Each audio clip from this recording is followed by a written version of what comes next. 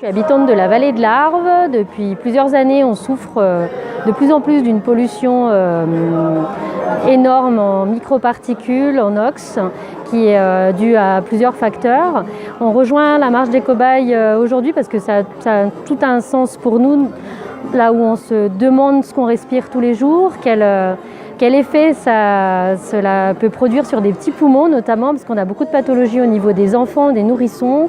Nous-mêmes, on a des enfants qui ne peuvent pas vivre leur vie d'enfant normalement dans la vallée de l'Arve.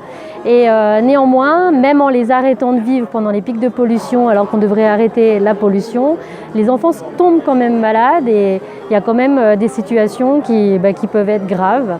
Donc ça a tout un sens pour nous d'alerter déjà tous les citoyens, d'alerter les pouvoirs publics pour avoir accès en fait à des vraies analyses, à regarder ce que constituent ces cocktails. Nous, il faut savoir qu'on est dans une vallée alpine où l'aérologie est très compliquée, donc surtout en période hivernale. Il y a un système d'inversion des températures qui provoque un couvercle en fait qui capte qui capture les polluants en fond de vallée. Et à partir de ce moment-là, il est difficile de respirer, il est difficile de faire du sport, même les sportifs doivent s'abstenir. Donc c'est vraiment une situation sanitaire d'urgence, de grande envergure. Et on souhaiterait modestement représenter une vallée alpine qui puisse donner un exemple au niveau national et au niveau mondial de ce qui peut se faire de mieux. La ville de Chamonix a demandé justement un classement à l'UNESCO au niveau de la ville de Chamonix, au niveau du Mont Blanc.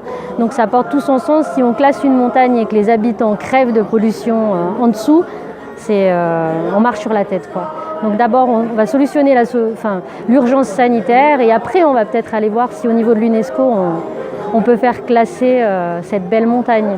Mais on veut continuer à vivre avec le tourisme, avec toutes les industries, mais de façon vertueuse. C'est possible, il y a d'autres vallées qui le font, il y a d'autres grosses villes qui gèrent leurs déchets. À l'instar de San Francisco, ils sont quand même 800 000 habitants. Donc nous, on n'est que 155 000.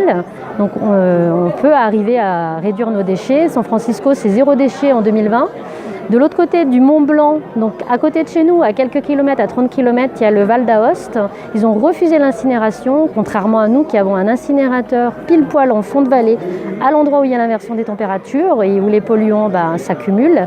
Et eux, dans le Val d'Aoste, ils trient et leurs déchets repartent. Donc on est exactement dans la même configuration que le Val d'Aoste. Ils sont 170 000 habitants et ils sont une vallée alpine avec des camions qui montent à leur tunnel comme nous et une vallée touristique aussi, puisqu'il y a de nombreuses stations de ski.